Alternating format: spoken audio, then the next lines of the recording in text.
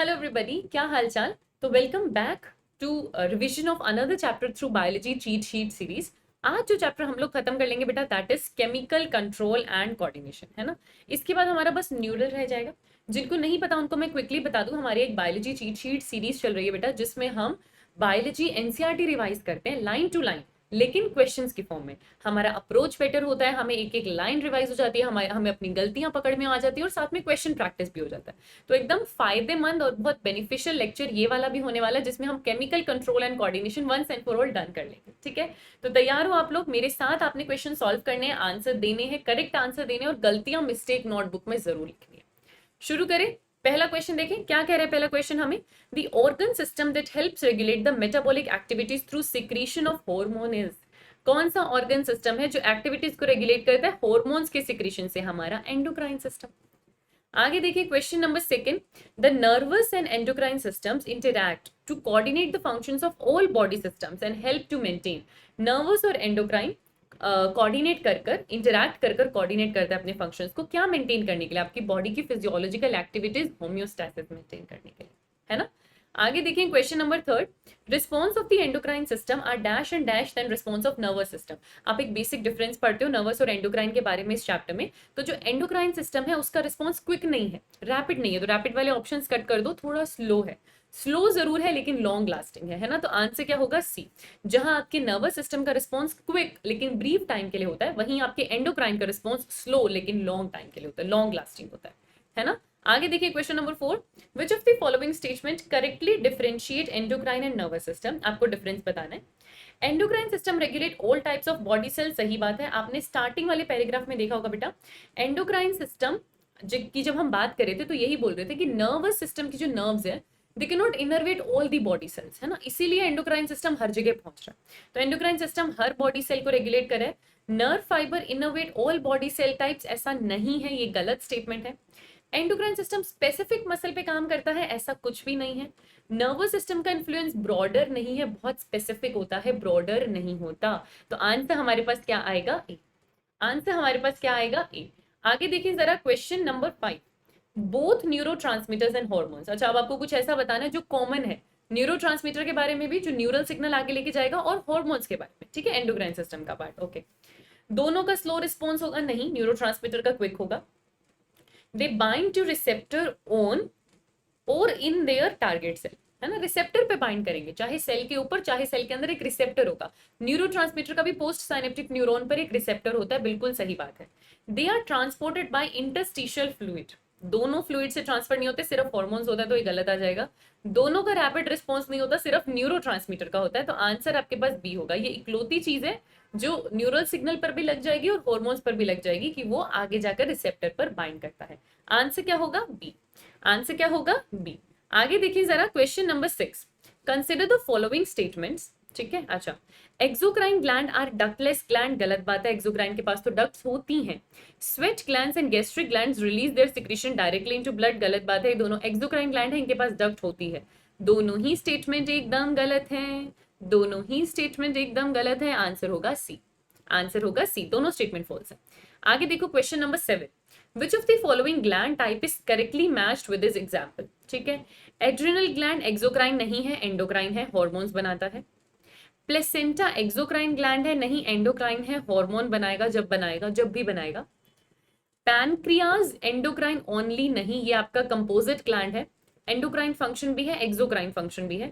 Thyroid हमारे पास एक endocrine gland है जो थायरोक्सिन हार्मोन बनाता है और थायरोकैल्सिटोनिन हार्मोन बनाता है ना। तो आंसर क्या होगा? डी। आंसर क्या होगा? डी। आगे देखो question number 8। Which of the following statement about hormone is correct? फिर से हमें करेक्ट स्टेटमेंट बताना है। Hormones are non nutrient chemical, ये बिल्कुल डेफिनेशन आ गई आपके पास हार्मोन की। ये नॉन न्यूट्रिएंट होते हैं, बिल्कुल।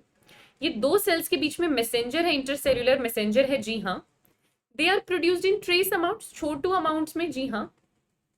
दे may be proteins, steroids, protein in nature हो सकते हैं, स्टेरॉइड इन नेचर हो सकते हैं, ग्लाइकोप्रोटीन हो सकते हैं, बिल्कुल ग्लाइकोप्रोटीन हो सकते हैं, बिल्कुल ग्लाइकोप्रोटीन्स ये हो सकते हैं, है ना। और क्या आ रहा है आपके पास? Biogenic mines. बेटा ये बायोजेनिक अमाइंस है ना, ये अमाइंस है, अमाइंस आपके पास आता है। अमाइंस आपके पास आता है, जैसे डोपामीन हार्मोन है ना, तो वो अमाइन है। तो अमाइंस भी हैं, ग्लाइकोप्रोटीन्स भी हैं, प्रोटीन भी है, स्टेरॉइड भी है। ये स्टेटमेंट भी करेक्ट है, ये स्टेटमेंट भी करेक्ट है, सारे ही स्टेटमेंट आपके हार्मोन्स के बारे में करेक्ट है। आंसर ए होगा, आंसर ए होगा। आगे देखिए जरा क्वेश्चन नंबर 9, एक असर्शन रीजन दे रखा है, प्रैक्टिस कर लो असर्शन रीजन यहाँ पे। Nervous system produce a delayed response that last for a longer period. Nervous system delay response नहीं क्विक रिस्पॉन्स देता है। असर्शन गलत हो गया। असर्शन गलत होते ही ना आंसर मिल गया, रीजन पढ़ने की जरूरत नहीं है, डी हो जाएगा। असर्शन इज फॉल्स ऐसा हमें एक ही ऑप्शन में मिलता है ना। यहाँ लिखा है assertion is false but reason is true. Generally जो ऑप्शन आपको मिलता है उसमें मिलता है असर्शन रीजन दोनों फॉल्स है, ये मिलता है जनरली आपको। फिर भी आप रीजन रीड कर लो। Neurotransmitters are release from post synaptic neuron, ये गलत है। Neurotransmitters are release from pre synaptic neuron, तो यहाँ एक्चुअली फॉल्स ही आना चाहिए था और आंसर डी होगा। दोनों गलत है, असर्शन रीजन दोनों गलत है, आंसर डी होना चाहिए था। आगे देखो क्वेश्चन नंबर 10, इनमें से कौन सा स्टेटमेंट फॉल्स है, गलत पूछा है हमसे। Hormone produce chemical coordination, integration and regulation in human body, जी हाँ ठीक है। Hormones regulate metabolism, growth and development of our organ, सही बात है, ग्रोथ हार्मोन से अलग अलग रेगुलेशन कर रहे हैं, बिल्कुल कर रहे हैं। Besides hypothalamus, pituitary, pineal, thyroid, adrenal, parathyroid, thymus etcetera, GIT, heart, kidney, ये सब हार्मोन्स बनाते हैं, ये सब हार्मोन्स बनाते हैं। Hormones can be used again and again like biocatalyst, enzymes की तरह। क्या आप हार्मोन्स को बार बार यूज कर सकते हो? नहीं, एक बार हार्मोन रिलीज हुआ, टारगेट पे जाएगा, रिसेप्टर पे बैठेगा, अपना काम करेगा, खत्म, आप उसे रीयूज नहीं कर सकते, दोबारा बनाना पड़ता है। एक सिर्फ आपका थायराइड हार्मोन है जिसको आप 3 मंथ तक स्टोर कर सकते हो, वरना कभी इन्हें रीयूज नहीं कर सकते, तो आंसर होगा डी। आगे देखिए question number 11, the small part of brain that is present below the thalamus, thalamus के नीचे कौन है? हाइपोथैलेमस है, and it serve as the main link between the nervous and endocrine system। क्यों? क्योंकि आपके हाइपोथैलेमस से डायरेक्टली एक स्टोक, एक इन्फेंटिबुलम से आपकी एंडोक्राइन ग्लैंड पिट्यूटरी जुड़ी हुई है। तो कौन से ऑर्गन की बात हो रही है? हाइपोथैलेमस की बात हो रही है, थैलेमस के जस्ट नीचे है, और ये लिंक है नर्वस और एंडोक्राइन के बीच में, हाइपोथैलेमस, है ना। आगे देखिए क्वेश्चन नंबर 2, आपको फॉलोइंग इवेंट्स दिख रहे हैं, इनको आपको सीक्वेंशियल ऑर्डर में लगाना है, सीक्वेंस इनकी करेक्ट करनी है। Production of regulatory hormones from neurosecretory cells. Hormones are secreted into the portal system. Hormones move down the axons to the axon ending. सबसे पहले तो ये जो न्यूरोसेक्रेटरी सेल है, जिन्हें आप न्यूक्लियस बोलते हो, ये हॉर्मोन्स बनाएंगे। तो सबसे पहले होगा ए, ये हार्मोन बनाएंगे तो फिर एक्सोन की मदद से एक्सोन एंडिंग तक वो हार्मोन चल कर आएगा। हार्मोन बनेगा कहाँ? न्यूक्लियस साइटोन में। एक्सोन की मदद से वो आगे आएगा सी, वहां पर आने के बाद उसको पोर्टल सिस्टम ब्लड में भेजा जाएगा, जहां से वो इंटीरियर पिट्यूटरी के पास जाएगा बी। तो करेक्ट सीक्वेंस क्या होगा? बी, ए सी बी, ए से सी, सी से बी। समझ में आया? आंसर क्या होगा बेटा? बी होगा, है ना। आगे देखो जरा question number 14, the hormones produced by hypothalamic nuclei. आपको पता है आपके हाइपोथैलेमिक न्यूक्लियाई, जो अभी आपने देखा न्यूरोसेक्रेटरी सेल्स, वो हॉर्मोन्स बनाते हैं। They regulate the function of anterior pituitary, जी हाँ। They regulate the functions of posterior pituitary. They regulate the functions of both anterior and posterior pituitary. They inhibit the secretion of posterior pituitary. D तो गलत हो जाएगा बेटा। देखो nucleus में जो हार्मोन बनते हैं वो हार्मोन डायरेक्टली पोस्टीरियर पिट्यूटरी के पास जाते हैं। पोस्टीरियर पिट्यूटरी के तो हार्मोन ही हाइपोथैलेमस बनाता है, लेकिन किसके फंक्शंस को वो रेगुलेट कर सकता है? तो आई थिंक प्रेफर यहाँ पर एंटीरियर पिट्यूटरी करना चाहिए। एंटीरियर पिट्यूटरी के हार्मोन्स को ही रेगुलेट करता है कि कौन कितना रिलीज होगा, बट फंक्शंस तो दोनों के ही कहीं ना कहीं रेगुलेट कर रहा है, क्योंकि पोस्टीरियर पिट्यूटरी के हार्मोन तो एक खुद ही बना रहा है, तो बोथ कर देते हैं। तो आंसर क्या रहेगा? It regulate the functions of both anterior and posterior pituitary. Both जाएगा, बोथ जाएगा, both anterior and posterior pituitary. आगे देखो क्वेश्चन नंबर 14, अगेन एनसीईआरटी की लाइन रीड करोगे तो पहले उन्होंने regulate the function of anterior pituitary लिखा हुआ है, क्योंकि कितना हार्मोन रिलीज करना है ना, इनहिबिट करना है हार्मोन के रिलीज को या फिर इंक्रीज करना है हार्मोन के रिलीज को, तो वो उसके फंक्शन को रेगुलेट कर सकता है। पर पोस्टीरियर पिट्यूटरी के फंक्शंस को भी यही रेगुलेट करता है, क्योंकि ये हार्मोन बना के देता है, उसके हार्मोन ये बना के देता है सीधा सीधा। ठीक है, ठीक है, ऐसा करते हैं, ऐसा करते हैं, ऐसा करते हैं, ऐसा करते हैं, रेगुलेशन में ए ही रखते हैं, एनसीईआरटी को फॉलो करते हैं, डायरेक्ट एनसीईआरटी की लाइन लेते हैं, अपनी तरफ से नहीं करते, क्योंकि अपनी तरफ से हमको नहीं करना है, हमें तो एनसीईआरटी फॉलो करनी है ना। तो फंक्शंस किसके रेगुलेट हो रहे हैं? एंटीरियर पिट्यूटरी के, ए रखते हैं इसको। ठीक है, आगे देखो question number 14, which of the following statement about hypothalamic hormone is incorrect? Incorrect बताना है आपको। ठीक है जी, hypothalamic releasing hormones stimulate the secretion of anterior pituitary hormone, बिल्कुल। जो रिलीजिंग हार्मोन होते हैं वो स्टिमुलेट करते हैं सिक्रीशन को, सही बात है। Hypothalamic releasing hormone stimulate the secretion of posterior pituitary hormone, नहीं, वहां रेगुलेट नहीं करते, वहां तो बना के देते हैं सीधा सीधा हार्मोन्स, वहां कुछ रेगुलेशन नहीं करते। हाइपोथैलेमिक इनहिबिटिंग हार्मोन, इस बार हम इनहिबिटिंग की बात करें, रिलीजिंग की बात नहीं कर रहे। They inhibit the secretion of anterior pituitary hormones, जी हाँ। सोमैटोस्टैटिन एक हाइपोथैलेमिक इनहिबिटरी हार्मोन है बेटा, सोमैटोस्टैटिन वो, हाँ, एक हाइपोथैलेमिक इनहिबिटरी हार्मोन है बिल्कुल। ग्रोथ हार्मोन इनहिबिट करता है, ग्रोथ हार्मोन रिलीज नहीं करने देता इंटीरियर पिट्यूटरी को, ये भी सही बात है। आंसर बी होगा बच्चे, आंसर आपके पास बी होगा। ठीक है, आगे देखें जरा क्वेश्चन नंबर 15। जीएनआरएच कौन बनाएगा? हाइपोथैलेमस बनाएगा, गोनाडोट्रोपिन रिलीजिंग हार्मोन है। ठीक है, इसकी जरूरत होती है रिप्रोडक्शन में, it acts on, GnRH regulate करता है हार्मोन का रिलीज। कौन से हार्मोन का रिलीज? गोनाडोट्रोपिन, यानी एफएसएच और एलएच। ठीक है, तो ये किस पे काम करेगा? पोस्टीरियर पिट्यूटरी, कतई नहीं, पोस्टीरियर पिट्यूटरी का रेगुलेशन नहीं है, नहीं है। पोस्टीरियर पिट्यूटरी बिल्कुल नहीं, पहले तो एलिमिनेट कर दो। अब आ गया इंटीरियर पिट्यूटरी, एंटीरियर पिट्यूटरी पे जाकर ये किसका सिक्रेशन स्टिम्युलेट करता है? एलएच और ऑक्सीटोसिन का नहीं, एलएच और एफएसएच का। दोनों गोनाडोट्रोपिन आपके पास कौन कौन है? एलएच और एफएसएच, आंसर होगा सी।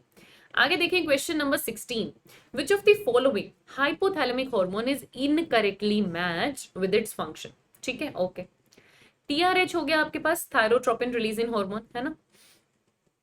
ठीक है, it stimulates the secretion of thyrotropin, जी हाँ, टीएसएच का सिक्रीशन करवाएगा। पीएच आपके पास प्रोलैक्टिन इनहिबिटरी हार्मोन होता है, ये सप्रेस करता है सिक्रीशन ऑफ प्रोलैक्टिन। ठीक है, growth hormone releasing hormone, growth hormone का सिक्रीशन स्टिमुलेट करवाएगा, सही बात है। Corticotropin releasing hormone stimulate the release of prolactin, नहीं, एसीटीएच, एड्रेनोकोर्टिकोट्रोपिक हार्मोन। ये जो कॉर्टिकोइड रिलीजिंग हार्मोन है ये एसीटीएच का सिक्रीशन स्टिमुलेट करता है बेटा, प्रोलैक्टिन का नहीं, प्रोलैक्टिन का नहीं, है ना? नाम से आप इसको सीधा सीधा आंसर कर सकते हो, डी का। टीआरएच है तो थायराइड का सिक्रीशन कराएगा, पीआईएच है तो प्रोलैक्टिन को इनहिबिट करेगा, जीएच रिलीजिंग हार्मोन है तो ग्रोथ हार्मोन को रिलीज करेगा, सीआरएच है तो कॉर्टिकोइड को रिलीज करेगा, है ना, कॉर्टिकोट्रोपिन्स को रिलीज करेगा, तो ये एसीटीएच को रिलीज करता है बेटा। आंसर क्या होगा? डी, ये इनकरेक्ट है, प्रोलैक्टिन को नहीं करेगा, ये इनकरेक्ट है। आगे देखो 17, इनमें से कितने करेक्ट है, कितने स्टेटमेंट करेक्ट है? सोमैटोस्टैटिन हाइपोथैलेमस से रिलीज होता है, जी हाँ, ये एक इनहिबिटरी हार्मोन है ग्रोथ का। Hypothalamic hormones reach the pituitary gland through hypophyseal portal system, बिल्कुल सही बात है, एंटीरियर पिट्यूटरी में पोर्टल सिस्टम से ही जाते हैं।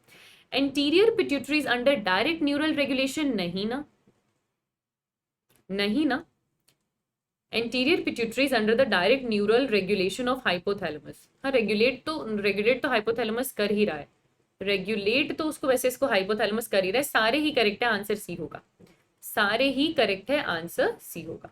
आगे देखो question number 18। Portal blood vessel connect the dash to dash, portal blood vessels hypophyseal portal system की बात हो रही है, किसको किससे कनेक्ट करेगा? हाइपोथैलेमस को एंटीरियर पिट्यूटरी से, सी, हाइपोथैलेमस को एंटीरियर पिट्यूटरी से, सी। आगे देखें question number 19। The pituitary gland is a P shaped gland that lies in the hypophyseal fossa of, अब हाइपोथैलेमस की बात नहीं करें, पिट्यूटरी ग्लैंड की बात कर रहे हैं।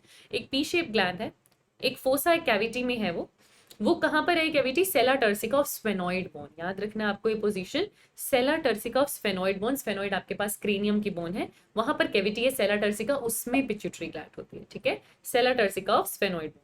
आगे देखो question number 20। Pituitary gland is connected to the hypothalamus by, आपका पिट्यूटरी ग्लैंड हाइपोथैलेमस एक स्टॉक से कनेक्टेड है, उस स्टॉक को आप क्या बोलते हो? इनफंडिबुलम। और ये जो स्टॉक है ये आपकी पोस्टीरियर पिट्यूटरी के साथ, है ना, पार्स नर्वोसा के साथ मिलकर न्यूरोहाइपोफाइसिस बनाती है। ठीक है, तो स्टॉक उसी में इंक्लूडेड होती है, इसको पार्स ट्यूबरैलिस बोलते हैं। आगे देखिए question number 21। Following is the diagrammatic representation of pituitary gland and it's connection with the hypothalamus, आपको पिट्यूटरी ग्लैंड और उसका हाइपोथैलेमस के साथ कनेक्शन दिखाया हुआ है। ठीक है, कनेक्शन आपको दिखाया हुआ है। Select the correct option regarding the same. Anterior pituitary that is composed of neural tissue, सही बात है, एंटीरियर पिट्यूटरी न्यूरल टिश्यू की है। एपिथेलियल टिश्यू नहीं, पोस्टीरियर पिट्यूटरी एपिथेलियल टिश्यू नहीं बेटा, ये न्यूरल टिश्यू है, आपके ब्रेन में है ना, ये न्यूरल टिश्यू की बनी हुई है। ठीक है, कनेक्टिव टिश्यू एपिथेलियल टिश्यू नहीं, आंसर ये होगा, आंसर ये होगा, it is composed of neural tissue, it is composed of neural tissue. आगे देखो question number 22। In adults, adenohypophysis accounts for 75% of total weight of the gland and consists of, एडिनोहाइपोफाइसिस में क्या क्या आता है? ये आपकी एंटीरियर पिट्यूटरी है, तो एंटीरियर पिट्यूटरी में क्या आएगा? पार्स डिस्टालिस, पार्स डिस्टालिस, ठीक है। एंटीरियर पिट्यूटरी में क्या आता है बेटा आपके पास, पार्स डिस्टालिस आता है। आगे देखिए जरा question number 23, question number 23, which of the following hormone is secreted by parse intermedia. Parse intermedia की बात हो रही है, दोनों के बीच में, एंटीरियर और पोस्टीरियर के बीच में, middle pituitary. Melanocyte stimulating hormone, MSH secrete करती है pars intermedia, melanocyte stimulating hormone. आगे देखिए question number 24, which of the following statement is incorrect, incorrect about posterior pituitary. ये एग्जाम्पलर का क्वेश्चन है आपके पास।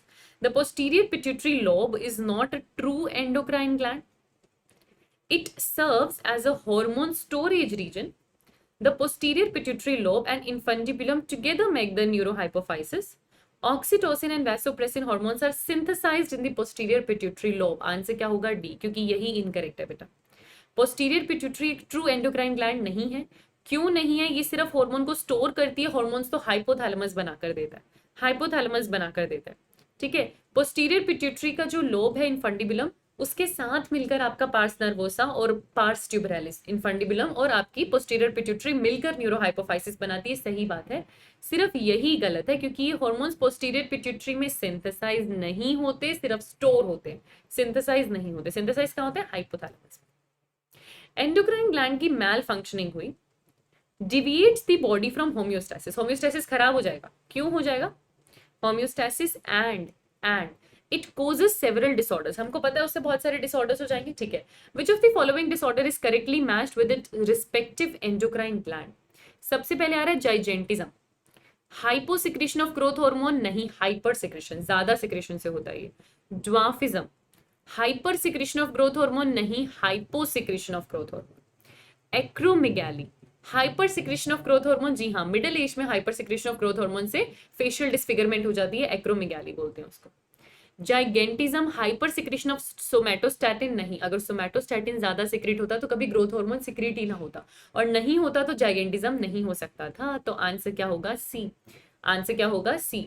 आगे देखो जरा question number 26, hyper secretion of growth hormone in adults does not cause further increase in height. Adults में जब growth hormone का हाइपर सिक्रेशन होता है तो हाइट नहीं बढ़ती, फेशियल डिसफिगरमेंट होने लगता है। ऐसा क्यों, क्योंकि बेटा एडल्ट की स्टेज में ग्रोथ होने के लिए या हाइट इंक्रीज करने के लिए जो बोन में एपिफाइजियल प्लेट है वो नहीं रहती, वो डीजेनरेट हो चुकी है, वो क्लोज हो चुकी है, ठीक है। मसल फाइबर ग्रो नहीं करते, ऐसा नहीं है। ग्रोथ हार्मोन्स एडल्ट्स में इनएक्टिव होता है, ऐसा नहीं है। एपिफाइजियल प्लेट क्लोज हो जाती है, जो आप मेटाफाइसिस और डायाफाइसिस और एपिफाइसिस पढ़ते हो लॉन्ग बोन्स में, तो एपिफाइजियल प्लेट क्लोज हो जाती है, जिस वजह से एडल्ट्स में ग्रोथ या हाइट नहीं इंक्रीज हो सकती। आगे देखिए question number 27, a person is diagnosed with hyper secretion of growth hormone. क्या लिखा है यहाँ पे, हाइपर सिक्रेशन हो रहा है ग्रोथ हार्मोन का। अच्छा, पिट्यूटरी में ट्यूमर है तो ग्रोथ हार्मोन ज्यादा सिक्रीट हो रहा है। आपको इनकरेक्ट स्टेटमेंट बताना है, ठीक है। Hypersecretion of growth hormone से हाइपर ग्लाइसीमिया होगा बेटा, याद रखना आपका ग्रोथ हार्मोन डायबिटोजेनिक है, याद रखना आपका ग्रोथ हार्मोन डायबिटोजेनिक है। जो डायबिटीज के जो सिम्टम्स है वैसा ही ग्रोथ हार्मोन के हाइपर सिक्रेशन से होंगे। ये डायबिटोजेनिक है, डायबिटोजेनिक होने का मतलब जो है ब्लड में ग्लूकोज लेवल बढ़ेगा, तो हाइपरग्लाइसीमिया होगा, होगा, सही बात है। Reduced secretion of insulin, diabetes कब होता है, जब इंसुलिन का कम सिक्रेशन हो। Insulin secretion would remain unaffected, ये नहीं होगा। Hyper secretion of growth hormone diabetogenic effect देता है, बिल्कुल डायबिटोजेनिक इफेक्ट देता है, क्योंकि इसमें रिड्यूस्ड सिक्रेशन ऑफ इंसुलिन होता है। तो आंसर आएगा सी।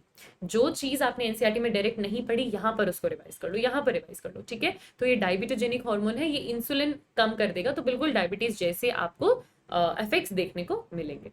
आगे देखो question number 28, hyper secretion of prolactin, hyper secretion of prolactin hormone in female causes inappropriate lactation and absence of menstrual cycle.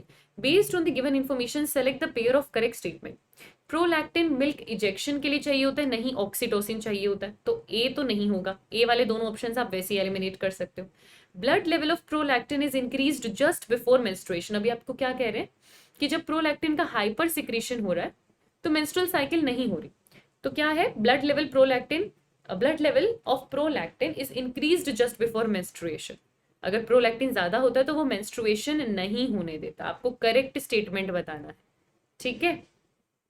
अच्छा, तो ये तो नहीं होगा, अगर प्रोलैक्टिन ज्यादा होगा तो वो मेंस्ट्रुएशन नहीं होने देगा, तो प्रोलैक्टिन ज्यादा नहीं हो सकता, तो ये गलत हो जाएगा। तो ऑप्शंस तो आपके पास वैसे आएंगे ही नहीं, during pregnancy prolactin inhibitory hormone prolactin का रिलीज सप्रेस करके रखता है, उस टाइम के लिए सप्रेस करके रखता है, पर जस्ट बिफोर पैचुरेशन जो है प्रोलैक्टिन वहां पर अपना मिल्क फॉर्मेशन स्टार्ट कर देता है ना। सकिंग एक्शन उसको उसको इनहिबिट कर देता है। डी करेक्ट है आपके पास। अब डी करेक्ट है आपको पता है, तो बेटा यहां पर तो आप ऑप्शन बी एंड डी कर सकते हो, वैसे most correct option C and D होंगे, सी एंड डी होंगे, ठीक है, बट डी एक ही ऑप्शन में है, तो अब क्या कर सकते हैं, उस हिसाब से हम इसको आंसर डी करेंगे। डी करेक्ट है। Sucking action of newborn's inhibit कर देगा pro release of prolactin inhibitory hormone और मिल्क फॉर्मेशन होगा, मिल्क फॉर्मेशन वहां पर होगा। ठीक है, ठीक है, ओके। आगे देखो, आगे देखो, question number C and D होना चाहिए बेटा, सी एंड डी करेक्ट होने चाहिए यहाँ पे, सी एंड डी करेक्ट होने चाहिए यहाँ पे, ठीक है। आगे देखो question number 29, select the option that correctly matches the hormones with its source endocrine gland. तो बढ़िया क्वेश्चन है, आपको देखना है कौन से एंडोक्राइन ग्लैंड से कौन सा हार्मोन आ रहा है और उसका क्या फंक्शन भी है, ठीक है, और हमें देखना है कौन सा करेक्टली मैच्ड है।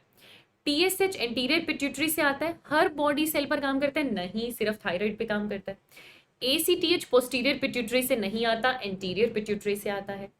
एलएच एंटीरियर पिट्यूटरी से आता है और ये मेल्स में एंड्रोजन का सिक्रीशन करता है, बिल्कुल इंटरस्टिशियल सेल्स पे, लेडिक सेल्स पे जाता है और एंड्रोजन का सिक्रीशन करता है, बिल्कुल सही बात है। एफएसएच पोस्टीरियर पिट्यूटरी से सिक्रीट नहीं होता, आंसर होगा सी। करेक्ट मैचिंग आपके पास क्या है, ऑप्शन सी। करेक्ट मैचिंग आपके पास क्या है, ऑप्शन सी। आगे देखो question number 30, which of the following set of hormone is called gonadotropins. Gonadotropins कौन है, एफएसएच और एलएच। एफएसएच और एलएच ये हमारे गोनाडोट्रोपिन्स हैं जो गोनाड्स पे काम करते हैं। आगे देखिए, the target cells structure of FSH and LH in human males are, अच्छा रिस्पेक्टिवली आपको बताना है। तो एफएसएच मेल्स में कहां पर जाकर काम करता है, सर्टोली सेल्स पे और स्पर्मेटोजेनेसिस करवाता है, और जो एलएच है वो काम करता है आपके इंटरस्टिशियल सेल्स पे और एंड्रोजन का सिक्रीशन करवाता है। तो आंसर क्या होगा, बी। आंसर क्या होगा, बी। आगे देखिए क्वेश्चन नंबर 32, एलएच जो है वो फीमेल्स में फर्टिलिटी के लिए चाहिए, ऐसा क्या करता है एलएच।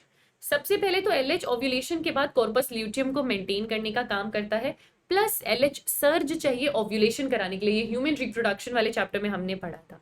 एलएच एफएसएच के रिलीज को स्टिमुलेट करता है, ऐसा नहीं है, कॉर्पस ल्यूटियम से उसको स्टिमुलेट करेगा, ऐसा नहीं है, बट ए और बी करेक्ट है, आंसर डी होगा। आगे question number 33, which of the following hormone is incorrectly matched with its target organ. MSH melanocyte stimulating hormone, वो मिलेनोसाइट पे काम करेगा। ऑक्सीटोसिन स्मूथ मसल में कॉन्ट्रैक्शन करता है तो स्मूथ मसल में काम करेगा। वैसोप्रेसिन आपका एडीएच है, वो डिस्टल ट्यूब्यूल ऑफ किडनी यानी डीसीटी पर जाएगा और वाटर का रीअब्सॉर्प्शन करवाएगा, ठीक है। एडीएच वैसोप्रेसिन का ही दूसरा नाम है, ये ग्लोमेरुलस पे काम नहीं करता, ये डीसीटी पर काम करता है बेटा। एडीएच वैसोप्रेसिन का ही दूसरा नाम है जो डीसीटी से वाटर का रीअब्सॉर्प्शन करवाता है, तो गलत क्या हुआ, डी। आगे देखें क्वेश्चन नंबर 34, डायूरेसिस यानी ज्यादा यूरिन रिलीज होना, तो ज्यादा वाटर का लॉस होगा यूरिन में, सही बात है। वाटर का लॉस रिड्यूस होगा, ऐसा नहीं है। यूरिन फॉर्मेशन, ठीक है, अच्छा, यूरिन फॉर्मेशन इन नेफ्रॉन, उसके प्रोसेस को डायूरेसिस कहते हैं, नहीं कहते हैं। मसल्स, यूरिनरी ब्लैडर के मसल्स में कॉन्ट्रैक्शन होना डायूरेसिस है, नहीं, वो मिक्चुरेशन के टाइम होता है। तो बेटा डायूरेसिस क्या है, वाटर का लॉस होना थ्रू यूरिन, सिंपल, जो डायबिटीज मेलाइटिस के टाइम भी होता है, ठीक है। अच्छा, डायबिटीज इंसिपिडिस के टाइम होता है, सॉरी। आगे देखो question number 35, diabetes insipidus is caused by ADH की कमी।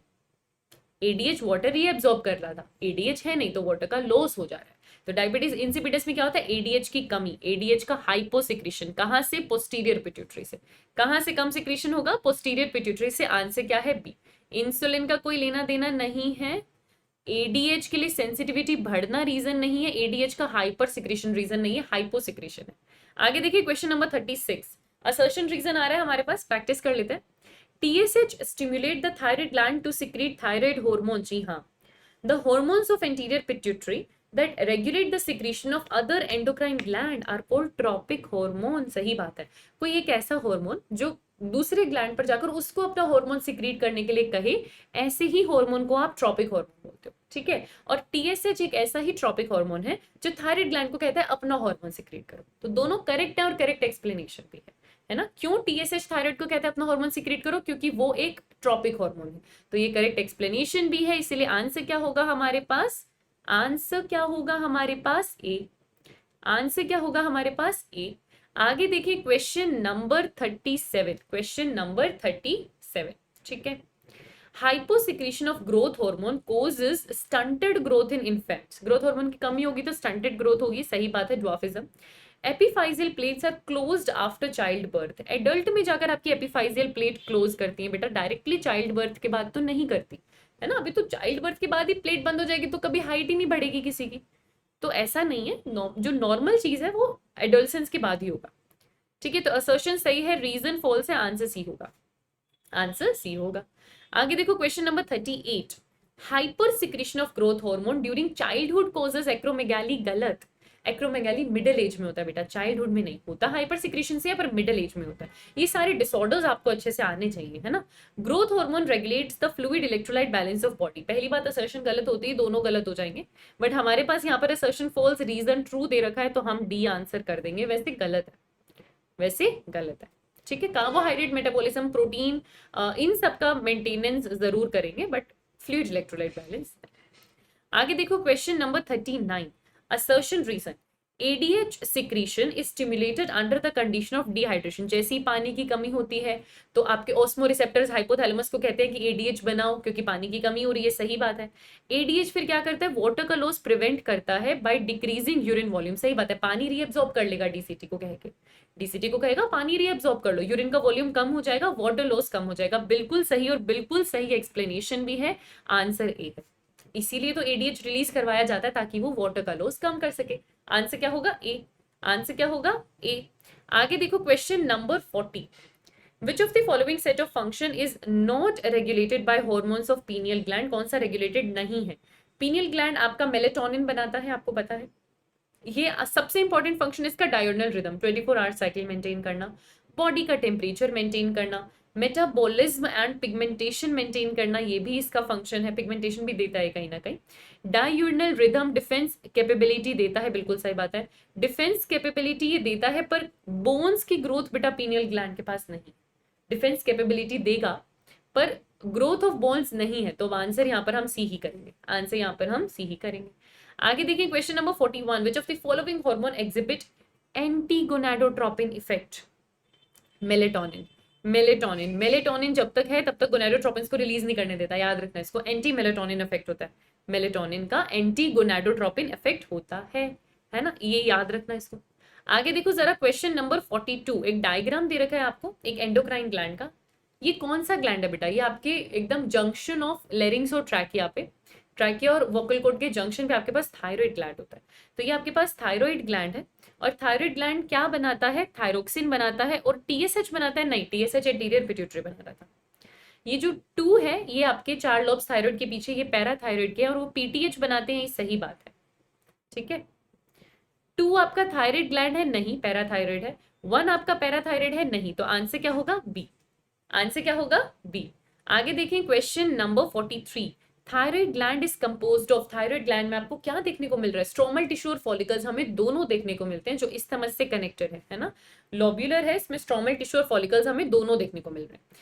आगे देखो question number 44, most of the T4 is converted into T3 in the target tissues, याद रखना जब आपका थायरोक्सिन हार्मोन बनता है, थायराइड हार्मोन बनता है, टेट्राआइडोथायरोनिन T4 और ट्राईआइडोथायरोनिन T3, T4 बहुत ज्यादा बनता है, 80% लगभग T4 बनता है, 20% लगभग T3 बनता है, लेकिन सारा T4 T3 में कन्वर्ट हो जाता है क्योंकि फिजियोलॉजिकली वो ज्यादा एक्टिव है, ज्यादा इफेक्टिव है, ज्यादा इफेक्टिव है, T3 ज्यादा एक्टिव होता है, बनता है T4 ज्यादा है पर उसको कन्वर्ट कर देते हैं क्योंकि T3 ज्यादा एक्टिव होता है, ठीक है, तो आंसर क्या होगा, बी, आंसर क्या होगा, बी।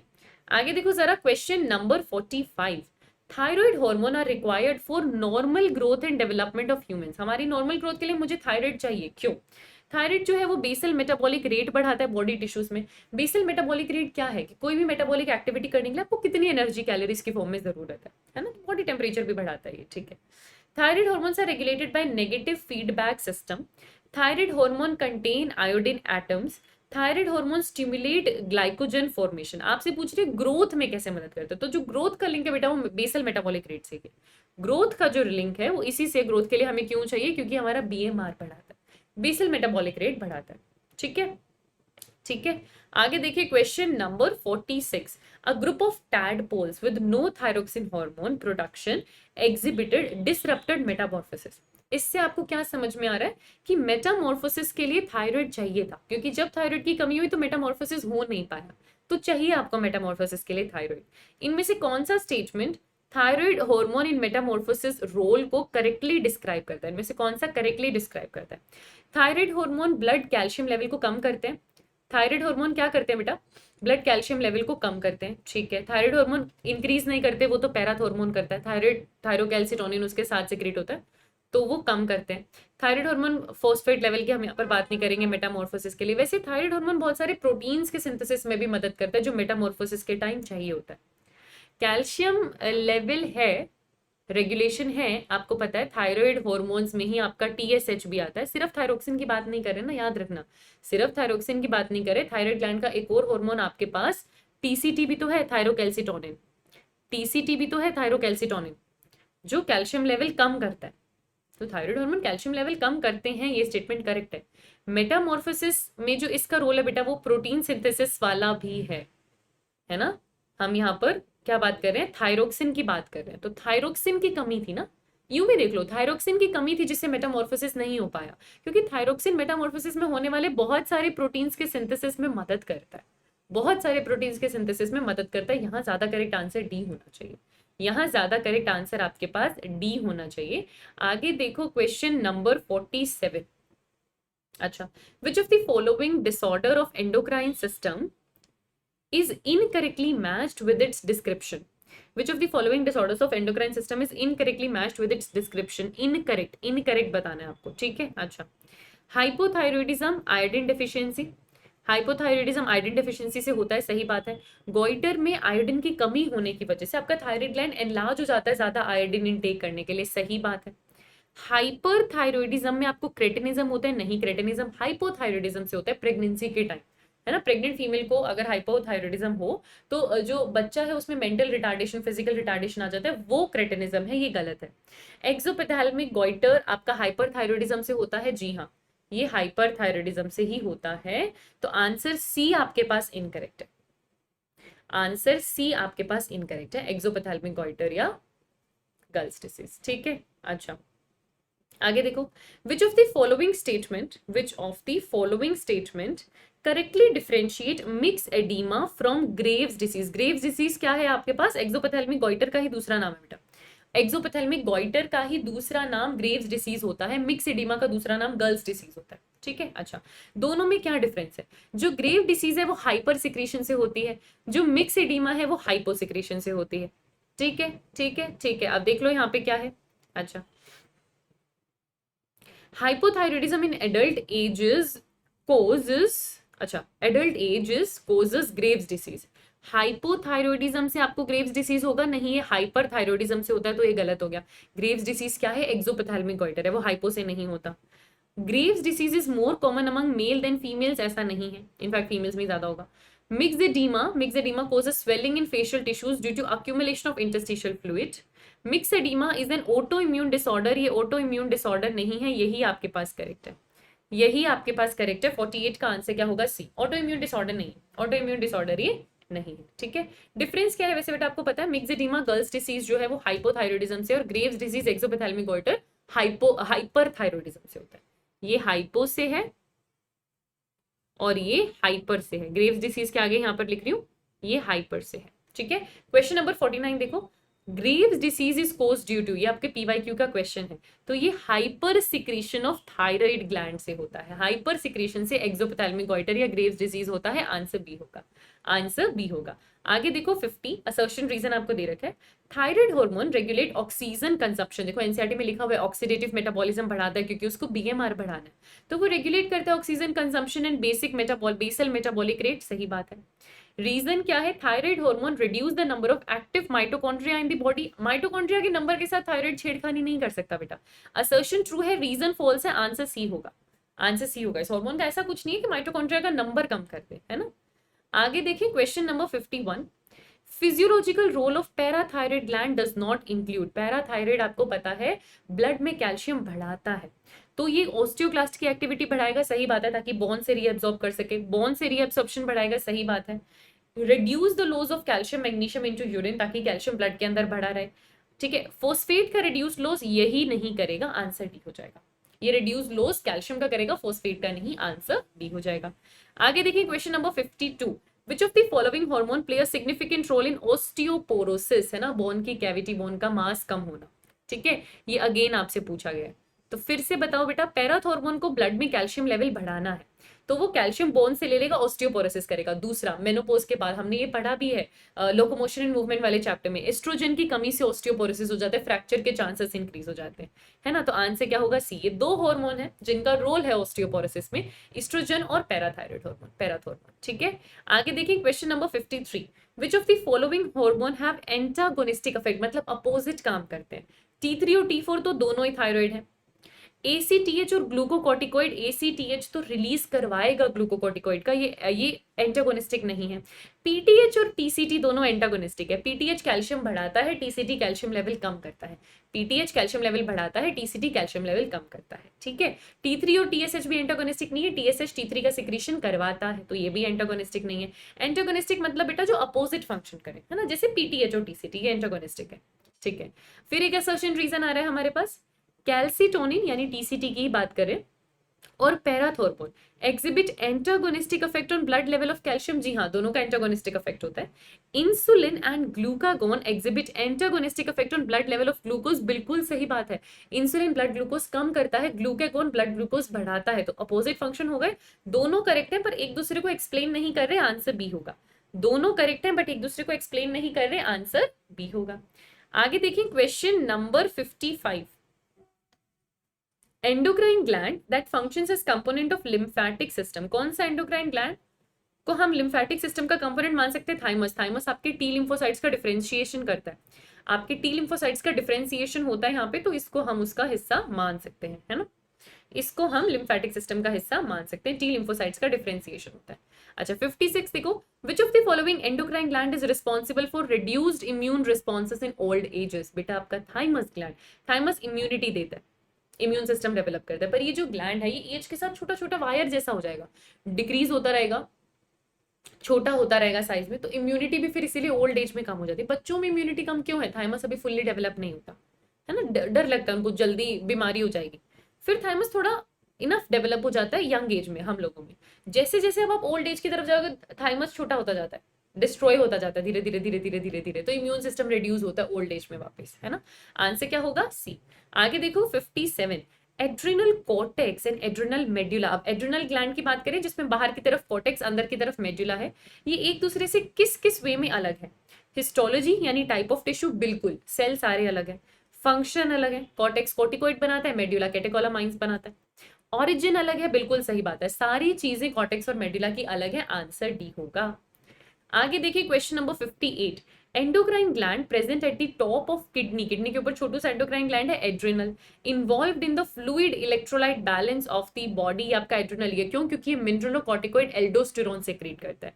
एल्डोस्टेरोन सोडियम रीअब्सॉर्प्शन करता है, ब्लड प्रेशर बढ़ाता है ना, और सोडियम वाटर रीअब्सॉर्प्शन करेगा तो जो है आयन बैलेंस, आयनिक बैलेंस बनाने का काम करेगा।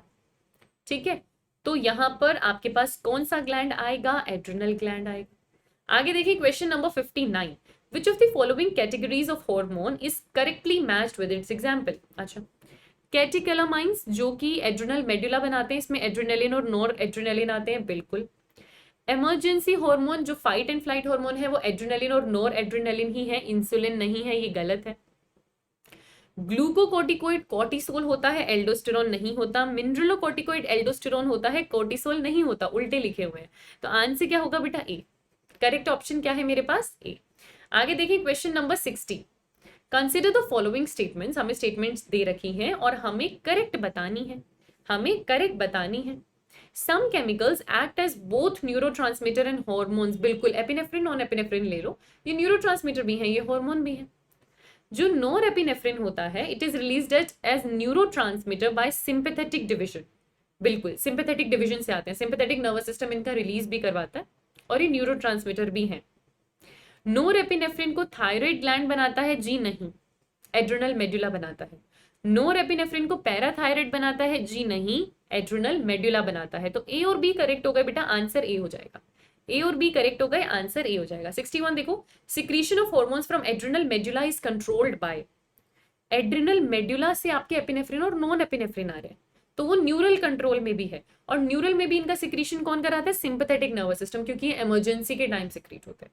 फाइट फ्लाइट हार्मोन्स है दोनों। फिर से सेम क्वेश्चन को पूछने का अलग तरीका है, तो सिंपैथेटिक नर्वस सिस्टम हो जाएगा आंसर। आगे देखो क्वेश्चन नंबर 62।